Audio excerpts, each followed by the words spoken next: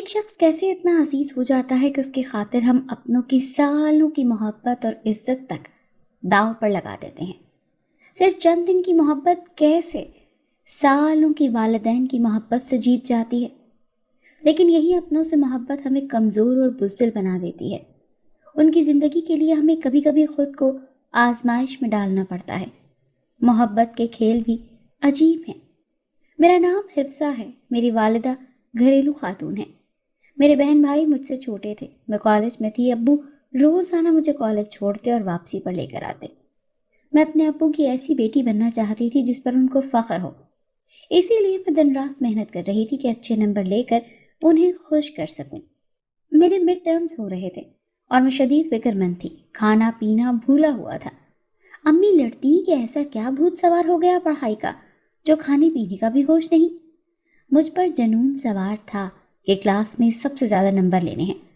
ابو مسکرائے اور کہتے، بھوت نہیں، میری بیٹی پر کچھ بننے کا جنون سوار ہے، تمہارے بیٹوں کی طرح نہیں جنہیں اسکول سے آنے کے بعد کرکٹ اور رات کو 9 بجے سونے کا جنون ہے۔ حفصہ میرا بیٹا ہے، اسے آگے بڑھنا ہے، اور میں ابو کے کاندھے پر سر رکھ کر آنکھیں بند کر لیتی۔ ابو میری زندگی تھے، میری زندگی ان کے گرد ہی گھومتی تھی۔ ان کی محبت نے مجھے بہت اعتماد دیا تھا۔ اس دن ابو لیٹ تھے، مجھے آدھا گھنٹہ ہو گیا تھا انتظار کرتے ہوئے۔ میری فرینڈ نے کہا چلو آج تمہیں میں چھوڑ دیتی ہوں، لیکن مجھے یہ مناسب نہیں لگا۔ میں بس اسٹینڈ کی طرف آ گئی۔ موسم خراب لگ رہا تھا، کچھ دیر میں بارش ہو جائے گی۔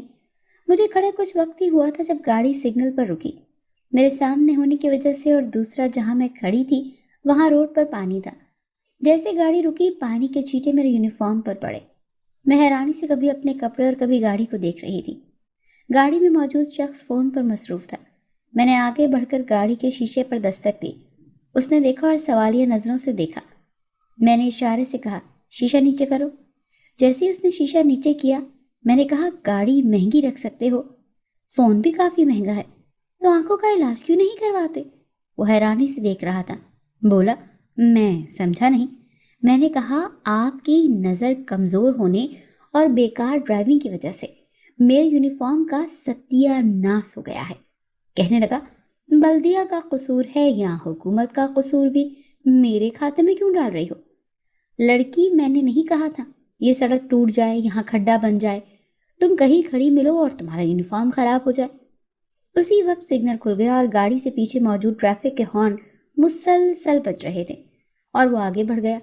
مجھے شدید غصہ تھا، میرے منہ سے بے اختیار ہی سڑیل نکلا۔ میں نے خود سے کہا حفصہ دفع کر، یہ امیر لوگوں کو زوم ہی بہت ہوتا ہے، امیری کا، مغرور لوگ۔ ہم غریب مڈل کلاسی تو ان کے لیے کیڑے مکوڑے ہیں۔ ابو سے بہت لڑائی کا موڈ تھا، لیکن گھر آئی تو بہت سے لوگ گھر میں جمع تھے۔ میرے ہاتھ سے کتابیں گر گئیں۔ میں بھاگ کر لوگوں کو پرے دھکیل کر آگے بڑھی تو میرے پیروں کے نیچے سے زمین نکل گئی اور سر پر آسمان تو رہا ہی نہیں تھا۔ ابو کا ایکسیڈنٹ ہوا تھا اور وہ موقع پر ہی اپنی جان گنوا چکے تھے۔ یہ ایسی قیامت تھی جس نے مجھے آسمان سے زمین پر لا پٹکا۔ زندگی کا ایسا تاریک دن جس نے میرے خوابوں کو سیاہ تعبیر دے دی۔ یہ دن ہماری فیملی کی زندگی میں ایسی قیامت تھا جسے برداشت کرنا بہت مشکل تھا۔ اور کہنے والے کہتے ہیں صبر کرو، لیکن صبر کرنے کا کہنا آسان ہے، صبر تو آتے آتے ہی آتا ہے۔ مجھے لگتا ہے کہ ابو کو کچھ ہوا تو میں بھی نہیں زندہ بچوں گی، لیکن سچ ہی کہتے ہیں کہ مرنے والوں کے ساتھ کوئی بھی مرتا نہیں ہے، زندہ ہی تھی میں بھی۔ گھر میں تعزیت کرنے والوں کا آنا جانا رہتا تھا۔ اماں کو خبر نہیں تھی اپنی اور میرے بھائی جو اتنی سی عمر میں لاوارث ہو گئے تھے، مجھے انہیں دیکھ کر مزید رونا آتا۔ اس دن میرے بڑے ماموں جو ابا کے فوت ہونے کے بعد سے ہی ہمارے پاس تھے کہنے لگے تم لوگ تیاری کرو، ہمیں گھر جانا ہے۔ اماں نے بہت کہا کہ وہ یہ گھر نہیں چھوڑ سکتی، لیکن کہنے لگے بچوں کا ساتھ ہے، میں تمہیں اکیلا نہیں چھوڑ سکتا، تم آتی جاتی رہنا، تم کسی کے گھر نہیں جا رہی، تمہارے بھائی کا گھر ہے۔ اس گھر سے ابا کی بہت سی یادیں جڑی تھی، بہت مشکل تھا اس گھر کو چھوڑنا، لیکن مجبوری تھی۔ ماموں کی 2 بیویاں تھیں، ایک شادی انہوں نے انگلینڈ میں کی تھی، وہ انگریز عورت تھی، اس سے ایک ہی بیٹا تھا۔ دوسری پاکستان میں اپنی کزن سمیرہ سے کی جو ان کی چچا زاد تھی، جن میں سے ایک بیٹی اور 2 بیٹے تھے۔ بیٹی بڑی تھی اور بیٹے میرے بھائیوں کے ہم عمر تھے۔ بیٹی یونیورسٹی میں ہاسٹل میں رہ کر پڑھ رہی تھی۔ مامی نے ہمیں دیکھ کر بہت خوشی کا اظہار کیا۔ ہمیں آئے 10 دن ہو گئے تھے۔ اپنا گھر اور ابو بے حد یاد آتے تھے۔ آج امی اور میرے بھائی گھر گئے تھے۔ مجھے بھی جانا تھا لیکن بخار کی وجہ سے نہیں جا سکی۔ میں کچن میں پانی پینے آئی تو کچن میں اجنبی کو دیکھ کر چیخنا شروع کر دیا۔ میں بار بار چور چور کہنے لگی کیونکہ ان 10 دنوں میں نے اسے نہیں دیکھا تھا، لیکن جیسے ہی میرے چیخنے پہ وہ پلٹا میری آنکھیں حیرت سے کھلی رہ گئیں۔ میں نے کہا، سڑیل، تم میرا پیچھا کرتے ہوئے یہاں بھی پہنچ گئے؟ ایسی کیا دشمنی تھی تم سے؟ تمہاری گاڑی تو بچ گئی تھی اور تم بھی، لیکن آج نہیں بچو گے۔ رکو، بلاتی ہوں ماموں کو۔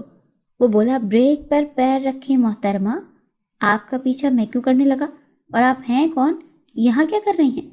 تبھی ماموں آ گئے اور کہا، فرحان، ان سے ملو، یہ تمہاری کزن ہے حفصہ، اور مجھے بتایا کہ یہ میرا بیٹا ہے، اپنی امی کی وفات کے بعد پاکستان شفٹ ہو گیا ہے، ڈاکٹر ہے، اب یہیں ہوتا ہے۔ وہ بولا، شکر ہے پاپا آپ آ گئے، نہیں تو یہ خاتون تو مجھے اوپر پہنچا دیتی۔ ماموں ہنسنے لگے اور مجھے ساتھ لگا کر بولے، نہیں بھائی، ایسا مت کہو، میری بچی بہت پیاری ہے، یہ کسی کو نقصان نہیں پہنچا سکتی۔ یہ کہہ کر ماموں واپس چلے گئے۔ میں بھی مڑنے لگی جب اپنے پیچھے اس کی آواز سنی۔ کہنے لگا، بات سنو۔ میں نے پیچھے مڑ کر سوالیہ انداز میں دیکھا۔ کہنے لگا، کچھ نقصان ایسے ہوتے ہیں جو پورے نہیں کیے جا سکتے۔ میں نے کہا، کوئی بات نہیں، میں سمجھ رہی ہوں، آپ معذرت کرنا چاہ رہے ہیں لیکن کہہ نہیں سکے۔ پریشان نہیں ہوں، میرا یونیفارم دھل کر صاف ہو گیا ہے۔ میں یہ کہہ کر آ رہی تھی جب اس کے کہکے نے دور تک میرا پیچھا کیا۔ میں نے بے اختیار ہی پاگل کہا اور سوچا یقیناً پاگلوں کا ہی ڈاکٹر ہوگا یہ۔ ناشتے کی میز پر سب موجود تھے جب ماموں نے میرے بھائیوں سے کہا کہ دوبارہ سے پڑھائی شروع کرو بیٹے، یہ سب یوں ہی لکھا تھا، قسمت میں بہادر بنو اور زندگی کو فیس کرو، کچھ بنو تاکہ تم لوگوں کے ابو کی روح کو سکون ملے۔ فرحان کو شاید پتہ نہیں تھا کہ اس حادثے کا، جب میں شام کو لان میں تنہا بیٹھی تھی۔ وہ میری طرف آیا اور بولا، مجھے بہت افسوس ہوا سب سن کر، میری والدہ بھی اس دنیا میں نہیں ہے، میں سمجھ سکتا ہوں اپنوں کے بچھڑ جانے کا غم کیا ہوتا ہے، میں آپ سے معذرت کرتا ہوں اگر میری وجہ سے آپ کو کوئی پریشانی ہوئی ہو۔ کہہ کر وہ چلا گیا اور میں سوچ رہی تھی کہ اتنا برا بھی نہیں ہے سڑیل۔ اور ایک بات تو آج میں نے نوٹ کی تھی، ہینڈسم بھی کافی تھا۔ میں اپنی سوچ پر خود ہی ہنسی تھی۔ ماموں نے اپنے بیٹوں کے اسکول میں ہی میرے بھائیوں کا ایڈمیشن کروا دیا، ان کے لیے الگ گاڑی لی تھی اور اب وہ روزانہ شام کو میرے بھائی کو ڈرائیونگ سکھا رہے تھے۔ ماموں کے لیے دل سے دعائیں نکلتی تھیں، دل سے وہ جو کر رہے تھے یہ کوئی کوئی کرتا ہے۔ میں اور امی بیٹھے باتیں کر رہے تھے جب فرحان وہاں آ گیا اور امی سے کہنے لگا، پپو آج موسم اچھا ہے، پکوڑے بنا لیں؟ امی تو خوشی سے نہال ہو گئیں۔ امی فوراً کچن میں چلی گئیں۔ مجھے اچھا نہیں لگا تھا، گھر میں ملازمہ تھی جو کھانا پکاتی تھی، پھر میری ماں کو ہی کچن میں بھیجنا، مجھے یہ بات بہت ڈسٹرب کر رہی تھی۔ آخر کار میں نے کہہ دیا، ہم نوکر نہیں ہیں۔ اس نے حیرانی سے مجھے دیکھا اور بولا، وہ صرف تمہاری امی نہیں ہیں، میری پھپھو بھی ہیں، اور میں چاہتا ہوں کہ وہ اس گھر میں اجنبی بن کر نہ رہیں بلکہ اس گھر کو اپنا گھر سمجھیں۔ مجھے افسوس ہے تمہاری سوچ پر، میں نے اس دن دل میں اسے اتنی بد دعائیں دی تھی جتنی یاد تھی۔ مجھے لگتا تھا یہ اپنی دولت کا روپ جھاڑتا ہے ہم پر، اسے لگتا ہے کہ ہم اس کے گھر رہتے ہیں تو اس کے غلام ہیں۔ ماموں مجھے کالج چھوڑتے ہوئے آفس جاتے تھے، وہ مجھ سے بہت سی باتیں کرتے، اکثر فرحان کی، اس کے بچپن کی۔ میں نے محسوس کیا کہ ان کی باتوں میں فرحان اور اس کی ماں کا ذکر ہوتا، انہیں بہت محبت تھی ان دونوں سے۔ انہوں نے کبھی سمیرہ مامی کا ذکر نہیں کیا تھا۔ انہوں نے بتایا کہ جو کچھ بھی ہے ان کے پاس سب فرحان کا ہے، اس کی ماں کا ہے، وہ مرتے وقت سب اپنے بیٹے کے نام کر گئی تھی۔ فرحان اب روزانہ ہی میرے بھائیوں کو ساتھ لے کر نکل جاتا، اس کی بہت دوستی تھی ان سے۔ سب اچھے دن گزر رہے تھے جب ایک دن امی کی اچانک طبیعت خراب ہو گئی۔ ہاسپٹل لے جایا گیا لیکن طبیعت تھی کہ سنبھل نہیں رہی تھی۔ تبھی ڈاکٹر نے ماموں کو بلوا لیا اور کہا، مریضہ آپ سے بات کرنا چاہتی ہیں۔ تھوڑی دیر بعد ماموں نے مجھے اور فرحان کو اندر بلوایا۔ امی کہہ رہی تھی کہ میں اپنی بیٹی کو آپ کے حوالے کر رہی ہوں۔ ماموں اور میں رو رہے تھے۔ ماموں نے انہیں حوصلہ دیا، اسی وقت ہی فرحان کے ہاتھ میں میرا ہاتھ دے دیا اور کہا کہ میں حفصہ کو فرحان کے حوالے کر رہا ہوں، جانتا ہوں یہ ذمہ داری نبھانا جانتا ہے، تم فکر نہیں کرو، تم ٹھیک ہو جاؤ گی، ہم فرحان اور حفصہ کی دھوم دھام سے شادی کریں گے۔ ماموں بھی بات ہی کر رہے تھے، امی نے مسکرا کر میری طرف دیکھا اور پھر اچانک ان کی طبیعت بگڑ گئی اور ہمیشہ کے لیے آنکھیں بند کر لیں۔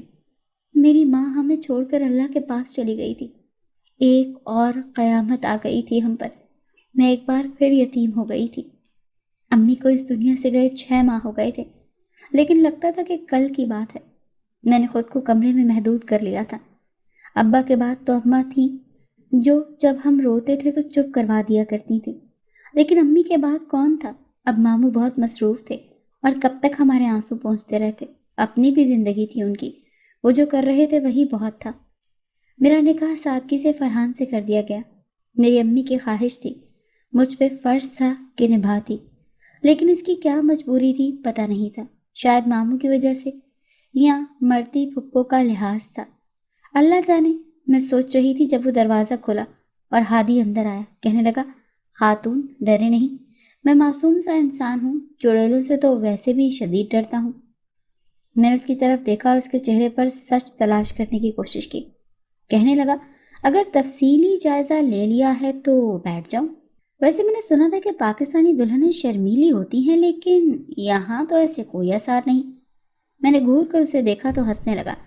मैंने पूछा, मैं तो अम्मी और मामू की वजह से मान गई, आपकी अपनी ज़िंदगी है, कोई और पसंद भी होगी तो माने क्यों? कहने लगा, जो पसंद आई थी वो तो वहीं कहीं रह गई, एक रोड पर मिली थी, लड़ाकी और बहादुर, मैं तो उसे ढूंढने निकला हूँ। मैंने हैरानी से देखा तो इस बात में सर हिलाया और बोला, चुड़ैल, मुझे तुम पहली नज़र में ही अच्छी लगी थी, और पसंद का क्या है, और शादी कर लूँगा।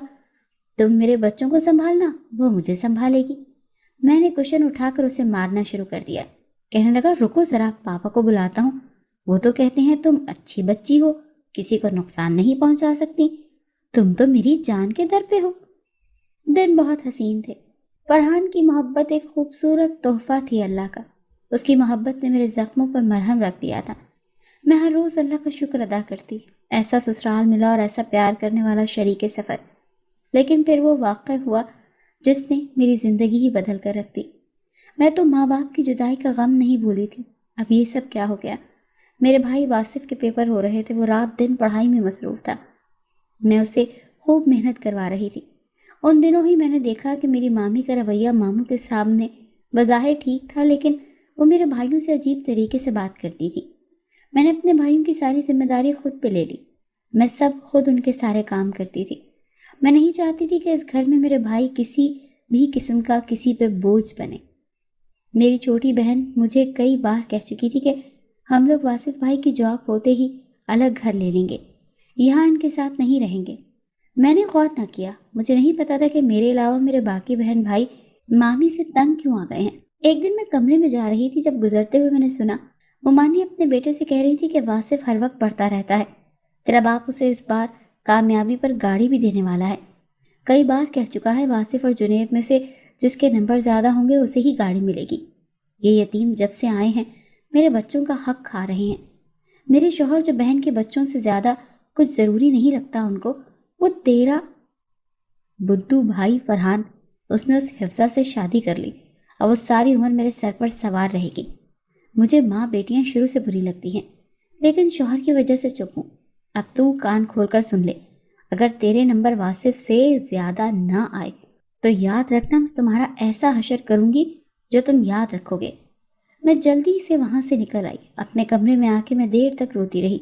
यही मेरी मामी थी जो आगे पीछे फिरती थी, और इसके दिल में हमारे लिए इतनी नफरत थी, मुझे तो पता ही नहीं चला। मुझे बहुत दिनों तक मुमानी की बातें याद आती रहीं। कई बार मैंने उनको मगरिब के बाद छत पर जाते और तावीज़ चलाते देखा था। कई बार वो पानी की बोतलों में कुछ मिलाती थी। अक्सर मेरा खाना खुद देने आ जाती। जब मैं कहती कि सबके साथ ही खा लेती हूँ तो कहती, सबके साथ ही खाती हो, लेकिन मैंने सोचा कि आज हम दोनों ही खाएंगे। मैं हैरान भी होती थी, लेकिन मैंने सोचा कि घर का माहौल ख़राब ना हो। फरहान को इस सब का नहीं पता था, वो इन दोनों अपने ही कामों में बहुत मसरूफ़ था। बहुत दिनों बाद घर आता। उस दिन भी वो लाहौर गया हुआ था, उसकी जॉब वहाँ हो गई थी।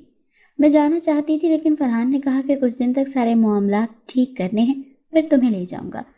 एक दिन मेरी मुमानी ने कहा कि अगर तुम चाहती हो कि तुम्हारे भाई अपनी तालीम जारी रखें, अच्छी निगहदाश्त होती रहे, तो जैसा मैं कहूँ इस खत में लिखो और यहाँ से चली जाओ। मैंने दुख और हैरानी से उस औरत को देखा। मैंने कहा, अगर मैं ना जाऊं तो? कहने लगी, फिर याद रखना, मैं तुम्हें कहीं का नहीं छोड़ूंगी, किसी को मुंह दिखाने के काबिल नहीं रहोगी। मैं उस औरत से डर गई। मुझे अपने बहन भाइयों की फिक्र थी, मैं फरहान से बात करना चाहती थी। میں نے محسوس کیا وہ کسی بات پر پریشان ہے، اسی لیے 2 منٹ بات کرنے کے بعد اس نے فون رکھ دیا۔ میں نے سوچا ماموں سے بات کرتی ہوں، لیکن اگلے دن میری قسمت، ماموں کی طبیعت بہت خراب ہو گئی۔ انہیں ہسپتال کے چکر لگ رہے تھے۔ کئی دن بیمار رہنے کے بعد ماموں بہت کمزور ہو گئے تھے۔ میں نے ان سے کوئی بات نہ کی، لیکن ممانی مجھے اشاروں میں کئی بار کہہ چکی تھی کہ تیرے پاس وقت کم ہے، یہاں سے نکل جا، نہیں تو تیرے بہن بھائیوں کا جینا حرام کر دوں گی۔ میں تب بھی وہاں سے نہ جاتی، لیکن مجھے نہیں پتا تھا کہ ممانی نے میرے لیے ہر راستہ بند کر دینا ہے۔ وہ اپنی بھانجی کو گھر لے آئیں اور ان کی بھانجی اب فرحان کے آگے پیچھے پھرتی نظر آتی تھی۔ مجھے یہ برداشت نہیں تھا۔ جو بھی کام میں کرنے لگتی وہ خود پکڑ کر کرنے لگتی، اور پھر سب کے سامنے یہی ظاہر کرتی کہ حفظہ کی ذمہ داریاں بھی مجھے ہی نبھانی پڑ رہی ہیں۔ فرحان مجھے کہتا کہ ابا کی طبیعت کی وجہ سے سارے گھر والے پریشان ہیں، تمہیں سب کا خیال رکھنا ہے، نہ کہ اس لڑکی کو۔ وہ جب سے آئی ہے سارا گھر سنبھال لیا ہے اور تم سارا دن کمرے میں رہتی ہو۔ ابا نے تم لوگوں کے لیے کتنا کچھ کیا اور تم ان کے پاس جا کے بیٹھتی تک نہیں۔ میں سمجھ گئی تھی کہ میرا شوہر اپنی سوتیلی ماں کی زبان بولنے لگا ہے۔ اسے اس وقت مجھ سے اتنے گلے تھے، میں کچھ کہتی تو جھوٹی ہی لگتی، اسی لیے میں نے سب کچھ وقت پر چھوڑ دیا۔ لیکن میری قسمت میں شاید یہی تھا۔ اس دن میری ایک فرینڈ مجھ سے ملنے آئی۔ اس نے کہا اسے بازار جانا ہے، اس کی شادی ہے تو وہ ساری شاپنگ میرے ساتھ کرنا چاہتی ہے۔ میں نے اس کے ساتھ جانے سے انکار کر دیا، لیکن ممانی نے کہا کہ وہ تمہیں اتنی چاہت سے لینے آئی ہے اور تم ایسے کر رہی ہو، جاؤ تمہیں اس کے ساتھ جانا چاہیے۔ میں ماموں کو بتانے گئی، لیکن وہ دوائی لے کر سو رہے تھے، اسی لیے کچھ بتائے بغیر ہی میں اپنی دوست کے ساتھ باہر آ گئی۔ وہاں کے پتہ چلا کہ اس کا منگیتر بھی آیا ہوا ہے۔ میں نے اسے کہا کہ اگر اس نے اپنے منگیتر کو ہی بلوا لینا تھا تو اسے مجھے ساتھ نہیں لانا چاہیے تھا۔ میری دوست کہنے لگی کہ اس کا اچانک ہی پروگرام بنا۔ شاپنگ کے بعد میری دوست کے منگیتر نے زبردستی ہمیں کھانے پہ روک لیا۔ شام کو میں جب گھر آئی تو یہاں ایک الزام مجھ پر لگ چکا تھا۔ میری ساس مجھے کمرے میں لے گئی اور بولی کہ یہ دیکھ تو کیا کرتی پھر رہی ہے، سوچ لے اگر فرحان کو پتہ چل گیا تو تیری شکل بھی نہیں دیکھے گا۔ مجھے نہیں پتا تھا میری تصویریں کیسے میری دوست کے منگیتر کے ساتھ لی تھیں۔ میں نے ممانی سے کہا کہ میرے خلاف سازش ہے۔ یقین کریں مجھے کچھ نہیں پتا، لیکن میری ساس نے مجھے وہاں سے جانے کا کہا اور کہا جتنی رقم چاہیے لے جاؤ، لیکن یہاں سے چلی جاؤ، نہیں تو کسی دن میں کچھ ایسا کر دوں گی کہ تیری چھوٹی بہن خود ہی مر جائے گی۔ میں نے اس رات روتے ہوئے سوچا کہ کاش ابا اماں نہ مرتے، ہم لوگوں کے گھر نہ آتے۔ زندگی جو مجھ پر تنگ کر دیا گیا تھا، اور پھر میں نے وہ گھر چھوڑ دیا جس میں مجھے گزرے وہ سارے اچھے دن یاد آئے جو فرحان کے ساتھ گزارے تھے۔ آج مجھے گھر سے آئے 4 سال ہو گئے ہیں۔ میں نے کسی سے بھی کچھ نہ کہا اور اپنے بھائیوں اور فرحان کی زندگی کے لیے وہاں سے نکل آئی، کیونکہ مجھے آتے ہوئے میری ساس نے کہا تھا کہ اب روڈ پر سگنل پر لوگ گولی مار دیتے ہیں۔ اگر بیوہ نہیں ہونا چاہتی اور چاہتی ہو کہ فرحان زندہ رہے تو نظر مت آنا۔ میں نے اپنی محبت فرحان کے سر کا صدقہ کر دی، وار دیا اپنی خوشیوں کو اپنے بھائیوں اور شوہر پر سے۔ گھر سے نکلنے کے بعد زندگی آسان نہیں تھی۔ میں اپنی ایک دوست کے پاس مری آ گئی۔ وہ ایک چھوٹے سے اسکول کو چلا رہی تھی۔ اسکول میں مجھے رہنے کو جگہ بھی مل گئی اور جاب بھی۔ اتنا بہت تھا۔ اس وقت میں ماں بننے والی تھی۔ میرے پیٹ میں فرحان کی نشانی تھی۔ میں نے بیٹے کو جنم دیا جو بالکل عادتوں میں بھی باپ جیسا تھا۔ 3.5 سال کا ہو گیا تھا، لیکن باتیں ایسے کرتا جیسے بزرگ ہو۔ اکثر کہتا کون کہتا ہے اچھی بچی ہو، بالکل اچھی نہیں ہو، مجھے دیکھو اچھے بچے ایسے ہوتے ہیں۔ میرے جینے کی وجہ تھا میرا بیٹا۔ اولاد کی محبت ایک عام سی عورت کو بھی بہادر کر دیتی ہے۔ میں بھی اپنے بیٹے کے لیے بہت بہادر تھی۔ انہیں دنوں یہاں میں رہتی تھی، وہاں اسی مکان کے سامنے کچھ لوگ رہنے کے لیے آئے۔ انہوں نے وہ مکان کرائے پر لیا تھا۔ مجھے وہ لوگ کچھ مشکوک لگتے تھے۔ میں نے اپنی فرینڈ سے بھی کہا کہ یہ لوگ مجھے مشکوک لگتے ہیں، تو اس نے کہا دفع کرو، ہمیں کیا لینا ان سے۔ اب جب میں صبح گھر سے نکلتی تو ایک لڑکا باہر کھڑا ہوتا اور عجیب نظروں سے گھورتا رہتا۔ واپسی پہ بھی اسے میں نے اکثر ہی اپنے گھر کے باہر کھڑے دیکھا۔ ایک دن تو حد ہو گئی، کہنے لگا ٹیچر جی تھک نہیں جاتی، اور کیا اکیلے رہ رہ کر دل اداس نہیں ہو گیا؟ میرا ہاتھ اٹھ گیا، اسے میری کلائی پکڑ لی۔ میں نے شور مچا دیا جس پر اس کے گھر سے ایک اور آوارہ قسم کا لڑکا نکلا۔ اس نے کہا جانے دو، کیوں تماشا لگاتے ہو؟ اب کیا ایک بچے کی ماں ہی رہ گئی ہے جس پر تم اپنے سر الزام لوگے؟ دن دہاڑے MNA کے بیٹے نے ایک لڑکی کو ہراس کرنے کی کوشش کی۔ ویسے بھی الیکشن سر پر ہیں، اس وقت کوئی پنگا مت لینا، نہیں تو تجھے تیرا باپ چھوڑے گا نہیں۔ اس نے میرا بازو چھوڑ دیا اور بولا یاد رکھنا، اگر میری بات نہ مانی تو تیرا جینا حرام کر دوں گا، ویسے بھی تیرا بیٹا اب میرے ساتھ ہی کھیلتا ہے۔ میں ڈر گئی اور بھاگ کر گھر کے اندر آ گئی، اندر سے دروازہ لگا لیا، جلدی سے اپنے بیٹے کو اپنے سینے سے لگا لیا جو مجھے اس طرح دیکھ کر پریشان ہو گیا تھا۔ میں اسے چومتی جاتی اور روتی جاتی۔ پہلے بہن بھائی اسی ڈر سے چھوڑے تھے کہ حفاظت میں رہیں اور اپنی زندگی برباد کر لی۔ میرے اندر کا ڈر ہی تو تھا جس نے مجھے کہیں کا نہیں چھوڑا تھا۔ کاش میں تب فرحان کو آزما لیتی، کاش میں ڈٹ جاتی اپنے حق کے لیے، سب کچھ سچ بتا سکتی تھی، لیکن مانو کی زندگی بہت پیاری تھی اور میں اتنی پاگل کیسے گھر سے نکل آئی۔ پتہ نہیں بعد میں اس نے میرے شوہر کو، میرے بہن بھائیوں کو، سب کو میرے خلاف کیا کیا کہانیاں سنائی ہوں گی۔ سب تو یہی سمجھتے ہوں گے نا کہ میں کسی کے ساتھ بھاگ گئی ہوں، اور مجھے یقین تھا یہی کچھ میری ممانی نے کہا ہوگا، اور اب مجھ پر پھر سے آزمائش آ گئی تھی۔ سامنے کے گھر میں موجود لڑکے نے میرا جینا حرام کر دیا۔ میرے بیٹے کو جیسے ہی باہر نکلتے دیکھتا ساتھ کھیلنے لگتا۔ وہ بچہ تھا، میں روکتی تو کہتا وہ انکل تو بہت اچھے ہیں۔ پھر اس نے میرے بیٹے کو مہنگے مہنگے تحفے دینے شروع کر دیے۔ وہ لڑکا کسی سیاست دان کا بیٹا تھا، اور پھر وہ رات بھی آئی جب اس نے مجھے اغوا کروا لیا۔ مجھے بے ہوش کر کے پتہ نہیں کس جگہ پہنچایا گیا۔ جب آنکھ کھلی تو دیکھا یہ کوئی تہہ خانہ تھا۔ کچھ دیر وہی لڑکا وہاں آ گیا اور بولا کہ سیدھی طرح تو مانے گی نہیں، اسی لیے یہ سب کرنا پڑا، اگر تو مان جاتی تو اتنی تکلیف نہ ہوتی۔ میں نے کہا میں ایک شادی شدہ عورت ہوں، ایک بچہ ہے میرا۔ تو کہنے لگا وہی تو لگتی نہیں ہے۔ اور پھر میرا دل آ گیا تجھ پر۔ اس رات میرے دماغ نے کام کیا۔ میں سمجھ گئی تھی وہ شخص جس قماش کا ہے وہ مجھے کبھی بھی عیاں سے نکلنے نہیں دیتا۔ میں نے کہا مجھے منظور ہے، لیکن اس کے لیے تمہیں مجھ سے شادی کرنی پڑے گی۔ میں اپنے شوہر کو چھوڑ چکی ہوں لیکن طلاق نہیں لی۔ تم مجھے وقت دو، میں اس سے طلاق لے کر تم سے شادی کر لوں گی۔ پتہ نہیں کیا وجہ تھی، لیکن عجیب بات تھی کہ وہ لڑکا مان گیا۔ کہنے لگا لیکن یہ آج ہی ہوگا۔ اس نے ایک عورت کو بلوایا اور اسے کہا کہ اسے دلہن کی طرح تیار کرو، ہم لوگ میڈیا پر دیں گے اس لڑکی سے میں نے شادی کر لی ہے، تب اس کا شوہر سمجھ جائے گا اور میرا باپ بھی کہ میں اس لڑکی کے معاملے میں سیریس تھا۔ ویسے اگر جانے دیا تو یہ لڑکی ہو سکتا ہے کہ مکر جائے اور اپنے شوہر کو نہ چھوڑے، اسی لیے ایک ناٹک دنیا کو دکھانے کے لیے تو بنتا ہی ہے۔ اس عورت نے مجھے تیار کر دیا۔ کچھ دیر میں پریس کانفرنس تھی، لیکن میں نے اس عورت کو دھکا دیا اور بہت مشکل سے بھاگنے میں کامیاب ہو گئی۔ میں دلہن والے بھاری جوڑے میں بمشکل بھاگ رہی تھی۔ مجھے اس دن احساس ہوا کہ شوہر کیسا محافظ ہوتا ہے۔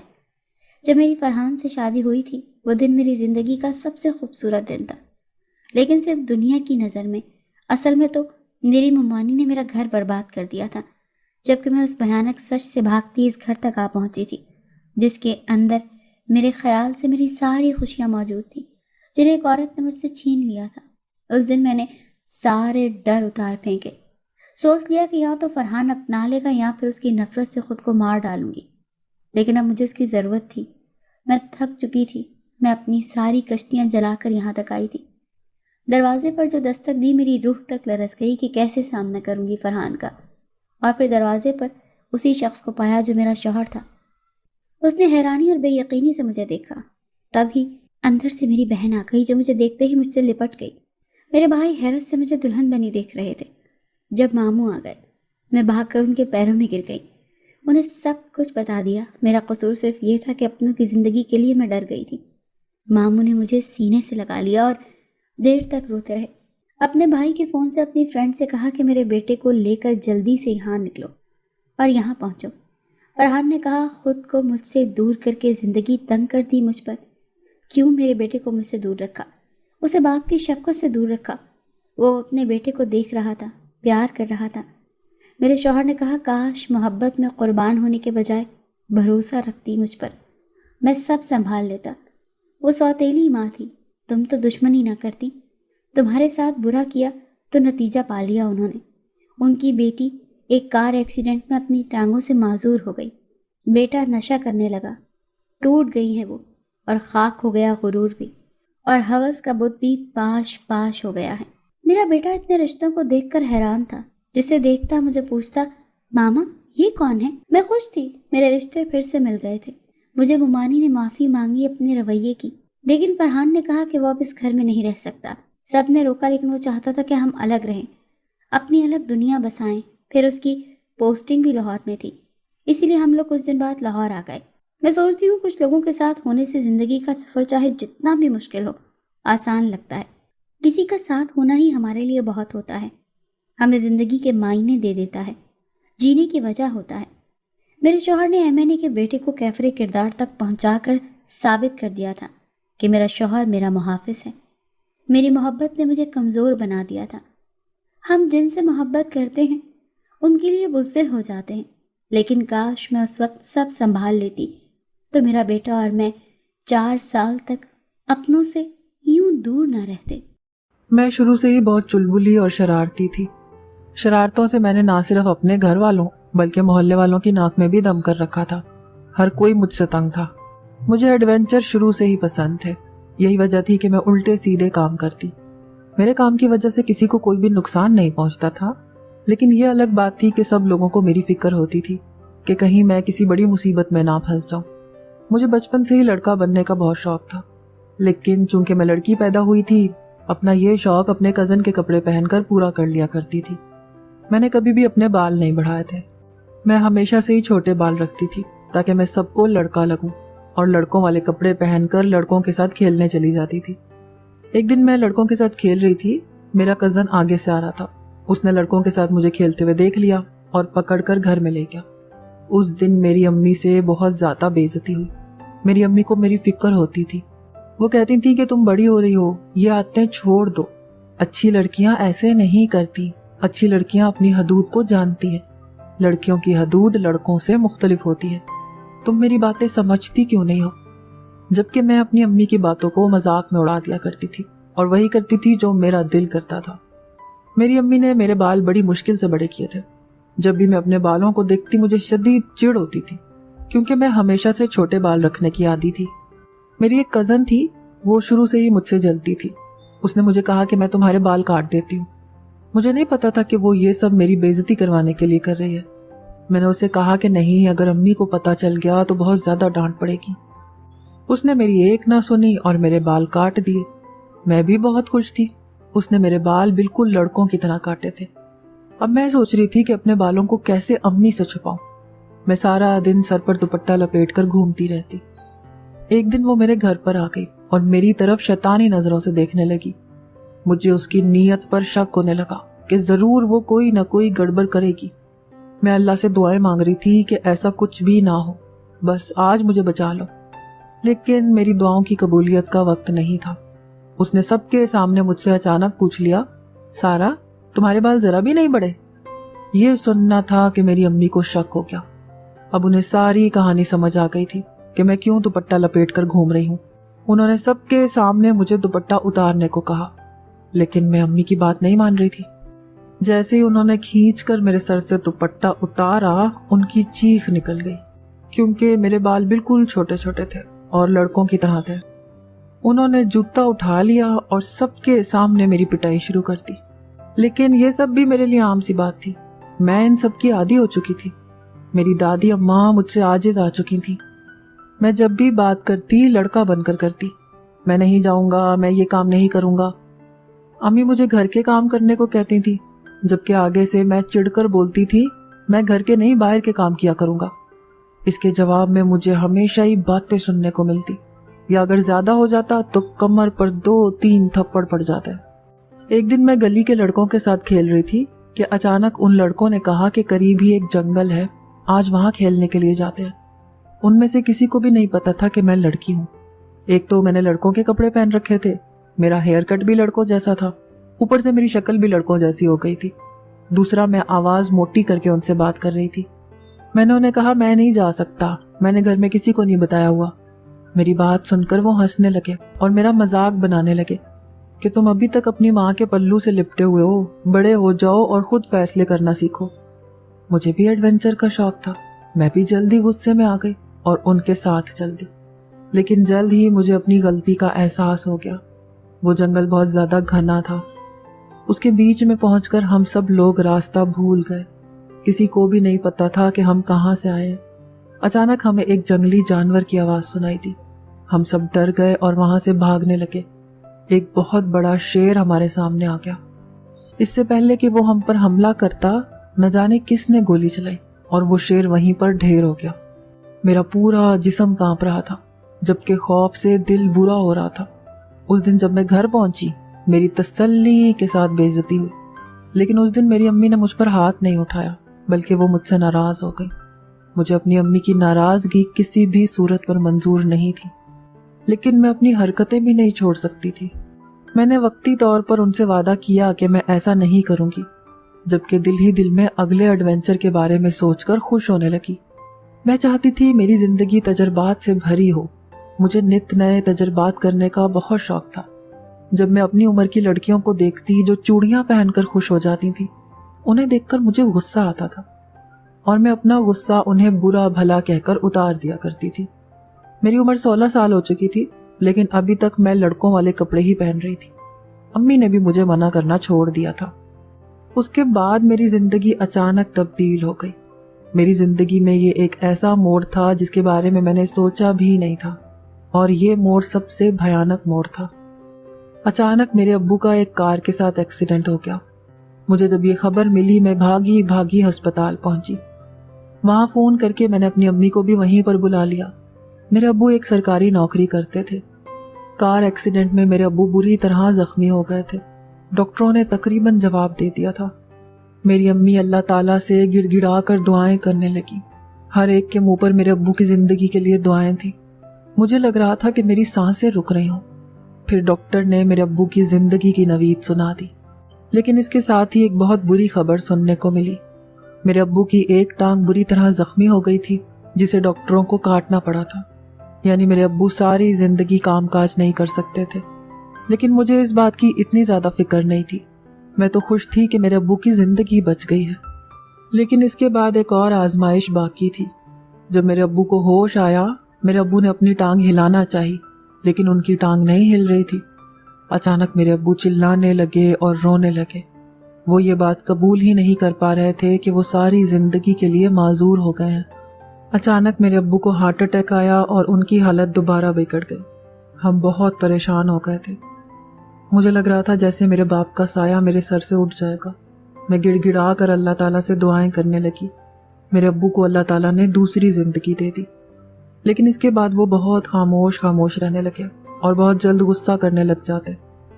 کبھی کبھار تو مجھے سمجھ نہیں آتی تھی کہ اتنے پرسکون رہنے والے انسان کی ایسی حالت کیوں ہو گئی ہے۔ میں نہیں جانتی تھی کہ وہ ہمارے مستقبل کے بارے میں پریشان ہے۔ وہ پریشان تھے کہ گھر کا خرچہ کون چلائے گا، کیونکہ مہنگائی بہت زیادہ تھی۔ ایسے میں گھر کا نظام کسی سربراہ کے بغیر چلانا بہت زیادہ مشکل تھا۔ ہمارے رشتہ داروں نے ہماری مدد کرنا شروع کر دی، لیکن اس کی مثال ایسی تھی کہ پیاسے کے منہ میں پانی کے 2-3 قطرے ڈال دیے جائیں۔ ہمارے ساتھ پہلے ہمارے چچا رہتے تھے، لیکن ان کا ٹرانسفر بھی دوسرے شہر ہو گیا تھا۔ پھر ان کو کمپنی کی طرف سے دبئی بلا لیا گیا۔ یوں وہ اپنے سارے خاندان کے ساتھ دبئی چلے گئے تھے، لیکن وہاں جانے کے بعد ان کا حالات زندگی اور سوچنے سمجھنے کا انداز بھی بدل گیا تھا۔ وہ اپنے رشتہ داروں کو کچھ بھی نہیں سمجھتے تھے۔ میرے وہ کزن جن کے ساتھ میں ہمیشہ کھیلتی رہتی تھی، جن کے ساتھ میں اپنی ہر بات چیت کرتی تھی، اب وہ مجھ سے بات کرنا بھی پسند نہیں کرتے تھے۔ یہ دیکھ کر مجھے بہت دکھ ہوتا تھا، لیکن اس کے ساتھ ساتھ میں خوش بھی تھی کہ ان کی حقیقت کھل کر سامنے آ گئی تھی۔ میرے ابو نے جب تک نوکری کی، میری امی کی یہی خواہش رہی کہ وہ بچت کرتی رہی، اور انہی کی بچت کی وجہ سے آج ہمارے پاس جمع پونجی تھی جس سے ہمارے گھر کا خرچ چل رہا تھا۔ لیکن یہ اتنی نہیں تھی کہ ہم ساری زندگی بیٹھ کر کھا سکتے۔ میرا کوئی بھائی نہیں تھا جو سہارا بنتا، ایک میں ہی تنہا تھی۔ اب جو کرنا تھا میں نے کرنا تھا، کیونکہ گھر کے حالات بگڑتے جا رہے تھے۔ گھر سے راشن ختم ہو چکا تھا، کھانے پینے کو کچھ بھی نہیں بچا تھا۔ اب محلے کے وہ لوگ جن کی میرے ابو ہمیشہ مدد کرتے آئے تھے، اب وہ ہماری مدد کر رہے تھے، جبکہ تمام رشتہ دار جن کو ہمیشہ میرے ابو کھلاتے آئے تھے، انہوں نے اپنی شکل بھی دکھانا پسند نہیں کی۔ میں اکثر امی سے اس بارے میں بحث کرتی، جبکہ میری امی آگے سے کوئی جواب نہیں دیتی تھی۔ بہت سے لوگوں نے میرے ابو کا قرضہ دینا تھا، لیکن ان لوگوں کا بھی کوئی اتا پتہ نہیں تھا۔ میں یہ سوچ سوچ کر خود ہی کڑتی رہتی تھی۔ پھر میں نے خود ہی فیصلہ کیا کہ اب جو کرنا ہے میں نے ہی کرنا ہے۔ اب مجھے اس گھر کی کفالت کرنے کے لیے یہاں سے نکلنا تھا۔ میں نے صرف FA پاس کر رکھا تھا۔ مجھے اعلیٰ تعلیم حاصل کرنے کا شوق تھا، لیکن اس شوق کو بھی کچلنا پڑا۔ کیونکہ میرے گھر کے حالات اب ایسے نہیں رہے تھے کہ میں آگے مزید پڑھ پاتی۔ میں نے اپنے آس پاس کے اسکولوں میں جا کر انٹرویوز دیے، لیکن مجھے کہیں بھی نوکری نہیں مل رہی تھی، کیونکہ آج کل MA اور MPhil کیے ہوئے لوگ یوں ہی بیٹھے ہوئے تھے۔ مقابلہ بہت زیادہ ہو گیا تھا، اتنے زیادہ پڑھے لکھے کو نوکری نہیں مل رہی تھی، پھر مجھے نوکری کیسے ملتی؟ میں نے محلے کے بچوں کو ٹیوشن پڑھانے کا فیصلہ کیا۔ ایک تو پڑھائی میں میری شہرت بہت ہی زیادہ اچھی تھی، میں اپنی ہر کلاس میں ٹاپ کرتی آ رہی تھی۔ مجھے پہلے بھی بہت سی ماؤں نے کہا تھا کہ میں ان کے بچوں کو ٹیوشن پڑھا دوں، لیکن میرے ابو نے صاف انکار کر دیا تھا کہ میرے ہوتے ہوئے تمہیں کچھ بھی کرنے کی کوئی بھی ضرورت نہیں ہے۔ آہستہ آہستہ میرے پاس محلے کے بہت سارے بچے اکٹھے ہونے لگے۔ ان سب کی اچھی بات یہ تھی کہ من مانگے اور ٹائم پر فیس دے جایا کرتے تھے۔ یوں ہمارے گھر کے حالات دوبارہ سے بہتر ہونے لگے۔ میرے ابو کی پریشانیاں کافی حد تک کم ہو چکی تھیں۔ اب وہ گہری سوچ میں ڈوبے نہیں رہتے تھے، بلکہ انہوں نے ہم سے ہنسی مذاق کرنا بھی شروع کر دیا تھا۔ اپنے ابو کے اندر آتی اس خوشگوار تبدیلی کو دیکھ کر میں بھی بہت زیادہ خوش تھی۔ ہمارا خاندان پہلے جیسا ہو گیا تھا۔ اب میرا مقصد یہی تھا کہ میں کسی طرح ایک آرٹیفیشل ٹانگ ابو کو لگواؤں۔ میری ایک دوست کے بابا ڈاکٹر تھے۔ جب میں نے ان سے بات کی تو انہوں نے کہا کہ اس کے لیے تو بہت سارے پیسے چاہیے۔ اب میرا مقصد بہت سارے پیسے اکٹھے کرنا تھا تاکہ میں اپنا یہ خواب پورا کر سکوں اور میرے ابو دوبارہ چلنے پھرنے کے قابل ہو جائے۔ لیکن ایسے ہی اگر میں ٹیوشن پڑھاتی رہی تو کبھی بھی اتنے پیسے اکٹھے نہیں ہو پائیں گے۔ اس کے لیے مجھے کوئی اور کام کرنا تھا، اور وہ کام کیا تھا اس کے بارے میں مجھے بالکل بھی اندازہ نہیں تھا۔ ایک دن میں ایک بچے کو سبق پڑھا رہی تھی جب میں نے اس کی کتاب میں ایک اشتہار دیکھا۔ میں وہ اشتہار پڑھنے لگی۔ جیسے جیسے میں وہ پڑھتی گئی میرے جوش میں اضافہ ہوتا گیا، لیکن اینڈ پر لکھی ایک تحریر کو دیکھ کر میرا سارا جوش جھاگ کی طرح بیٹھ گیا، کیونکہ یہ نوکری صرف لڑکوں کو مل رہی تھی، جبکہ اس کی تنخواہ میری سوچ سے بھی زیادہ اچھی تھی۔ ایک ہسپتال میں صرف وارڈ میں ڈیوٹی کرنی تھی۔ پھر میرے دل میں خیال آیا کیوں نہ میں لڑکا بن کر وہاں پر چلی جاؤں، کیونکہ لڑکا بننا میرے لیے کوئی مشکل بات نہیں تھی۔ سب سے پہلی چیز تو میرے بال کٹے ہوئے تھے اور میرے چہرے کی شیپ بھی لڑکوں جیسی تھی، اور دوسری چیز لڑکوں والے کپڑے تھے جو کہ میں نے وارڈ بوائے کا یونیفارم ہی پہننا تھا، اور تیسری چیز آواز کا مسئلہ تھا جو کہ میرے لیے کوئی بڑی بات نہیں تھی۔ میں جب بھی دل کرتا اپنی آواز موٹی کر لیتی اور یوں ہی محسوس ہوتا کہ کوئی لڑکا بات کر رہا ہے۔ لیکن اب سب سے بڑا مسئلہ یہ آ رہا تھا کہ میں اپنی امی کو اس بارے میں کیسے بتاؤں۔ اگر میں اپنی امی کو بتاتی کہ میں لڑکا بن کر وہاں جا رہی ہوں تو میری امی مجھے کبھی بھی وہاں پر جانے نہیں دیتی۔ اس بات کا تو مجھے اچھی طرح اندازہ تھا۔ اب مجھے امی کو مطمئن کرنے کے لیے کوئی بہانہ بنانا تھا۔ ڈیوٹی کا وقت بھی بہت کم تھا، صبح 8 سے لے کر شام 3 بجے تک۔ 3 بجے کے بعد میں آرام سے 4 بجے گھر آتی اور اس کے بعد ٹیوشن پڑھا سکتی تھی۔ اس سے تو میں چند ہی مہینوں میں اتنے پیسے اکٹھے کر لوں گی، میں نے دل ہی دل میں سوچا۔ میں بہت زیادہ خوش تھی۔ اگلے دن جب میں نے اپنی امی سے بات کی تو انہوں نے صاف انکار کر دیا کہ اب باہر کے حالات ٹھیک نہیں ہیں، تمہارے لیے بہتر یہی ہے کہ گھر بیٹھ کر بچوں کو ٹیوشن پڑھاؤ۔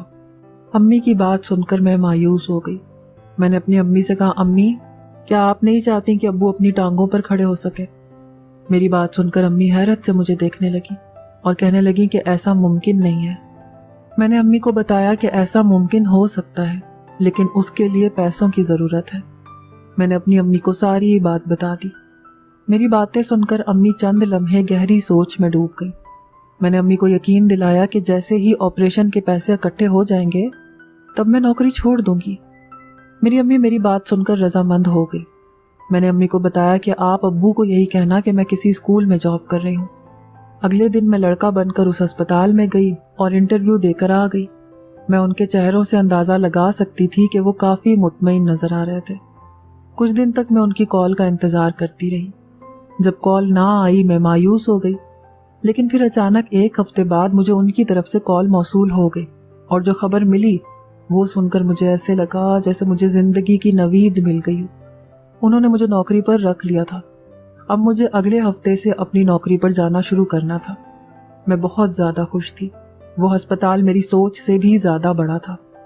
میرا پہلا دن وہاں پر بہت اچھا گزرا، لیکن چونکہ میں کسی کے بارے میں کچھ بھی نہیں جانتی تھی، اس وجہ سے میری کسی سے بھی کوئی خاص بات نہیں ہوئی۔ مجھے انہوں نے کام کے بارے میں سمجھا دیا تھا جسے میں اچھی طرح سمجھ گئی تھی۔ میرے لڑکا بننے کی خواہش بھی پوری ہو رہی تھی۔ میں دل ہی دل میں ہنستی جب وہ مجھے سرمد کہہ کر بلاتے، स्टाफ में लड़के और लड़कियां दोनों शामिल थे, लेकिन लड़कों की तादाद लड़कियों की निस्बत काफ़ी ज़्यादा थी। अस्पताल का माहौल बहुत अजीब और घुटन ज़दा था। मुझे पहले चंद दिन वहाँ पर अजीब सी बेचैनी होती थी। वहाँ की एक बात मुझे बहुत ज़्यादा अजीब लगती थी कि जब भी वहाँ पर कोई हामला औरत आती थी तो वहाँ ड्यूटी पर खड़े एक लड़के को वो लोग अंदर भेज देते थे। मैं हैरान होती थी कि यहाँ पर लड़कियाँ भी तो हैं, फिर वो लड़का अंदर क्यों जाता है। उस लड़के ने चेहरे पर मास्क पहना होता था। जब वो बाहर निकलता था तब भी उसके चेहरे पर मास्क ही होता था, कोई भी उसके चेहरे को देख नहीं पाता था। मुझे उनकी हरकतें बहुत ज़्यादा मशकूक लग रही थी। जब एक औरत हामला है तो उसके इलाज के लिए अंदर एक औरत को भेजा जाना चाहिए। आखिर एक मर्द को भेजने का क्या मकसद है? मुझे ये बात किसी भी सूरत समझ नहीं आ रही थी।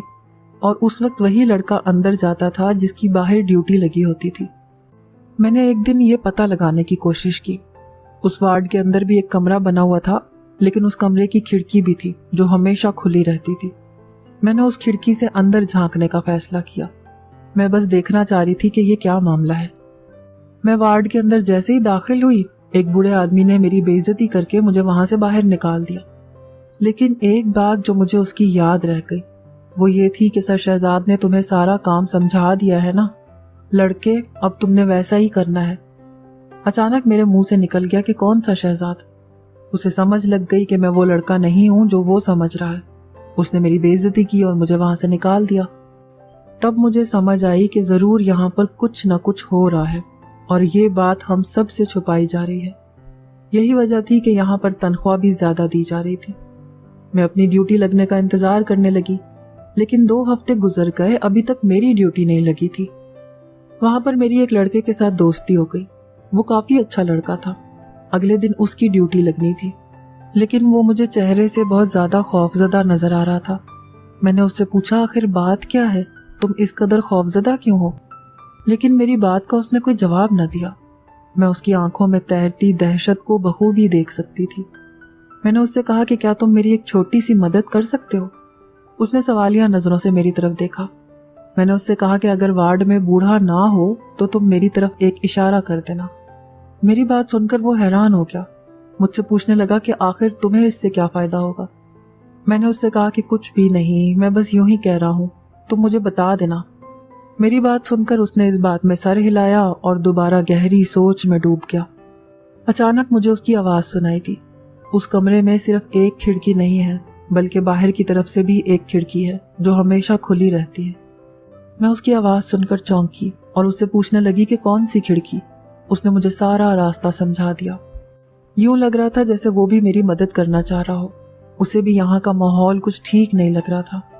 लेकिन फिर अचानक अगले दिन उसकी ड्यूटी तब्दील हो गई और वो वहां से एकदम गायब हो गया। फिर काफी दिनों तक वो वहां पर मुझे नजर नहीं आया। मैं उसके लिए बहुत ज्यादा परेशान थी कि आखिर वो कहाँ चला गया है। लेकिन मैंने पिछली खिड़की से झांकने का फैसला किया। उस दिन खुशकिस्मती से खिड़की खुली हुई थी। मैं नीचे बैठ गई और थोड़ा सा ऊपर उठकर अंदर देखने लगी कि क्या हो रहा है। मैंने देखा जो लड़का वार्ड में दाखिल हुआ था वो एक साइड पर खड़ा था। जैसे ही उस औरत का बच्चा पैदा हुआ, उस आदमी ने वो बच्चा उस लड़के के हवाले कर दिया। वो लड़का बच्चा लेकर एक कमरे में गायब हो गया। मुझे पता चल गया कि यहाँ पर एक गैर कानूनी सरगर्मी हो रही है, जबकि वो औरत बेहोश थी और बार बार अपने बच्चे को पुकार रही थी। वो लड़का दोबारा वार्ड में से निकला, लेकिन अब उसके हाथ में जो बच्चा था उसका वजूद ठंडा हुआ पड़ा था, उसमें जान बाकी न थी। थोड़ी ही देर बाद वो औरत होश में आ गई।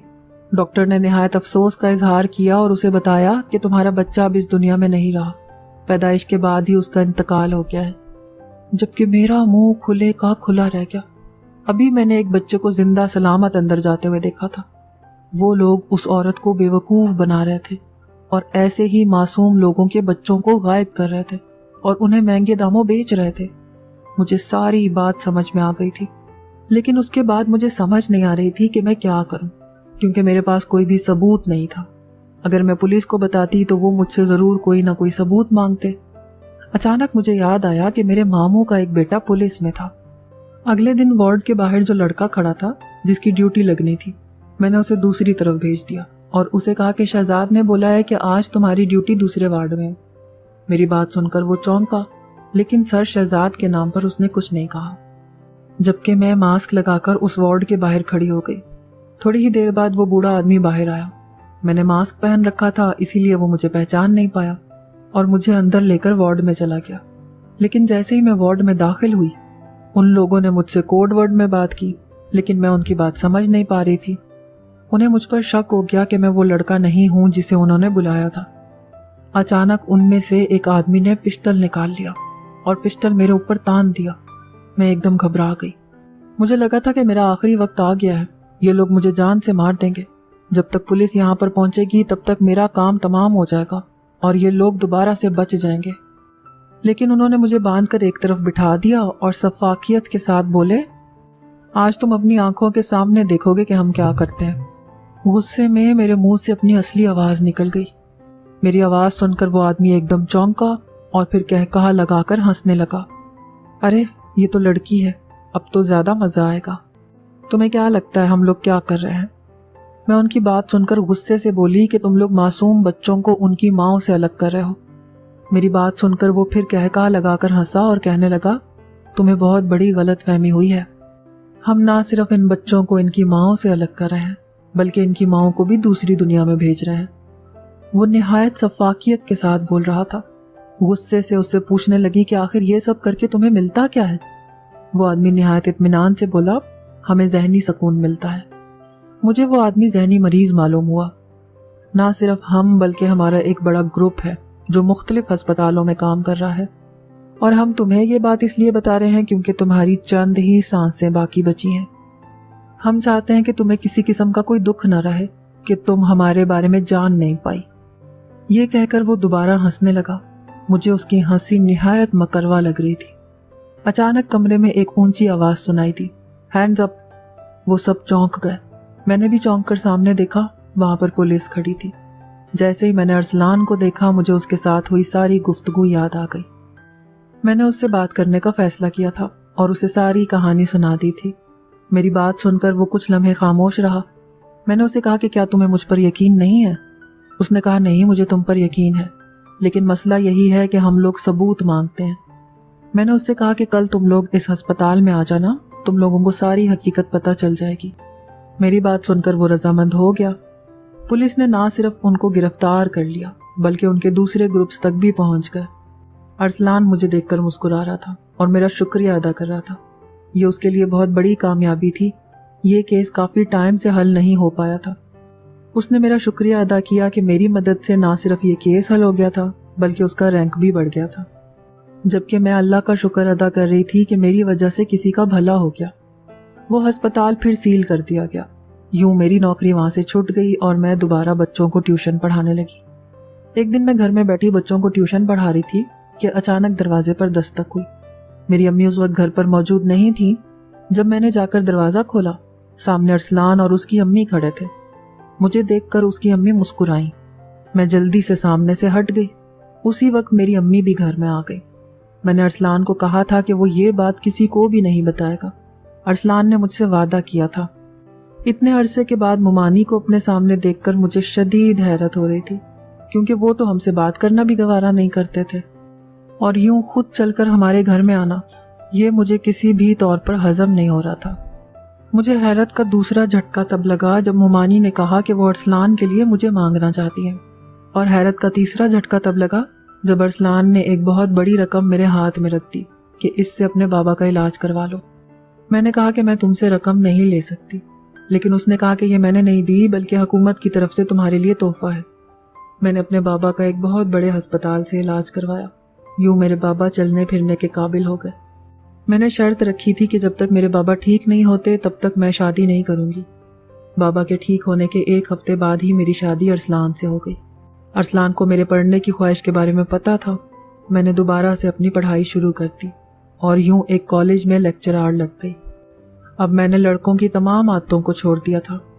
मेरी तमाम ख्वाहिशात पूरी हो चुकी थीं और मैं अपनी ज़िंदगी से बहुत मुतमईन थी।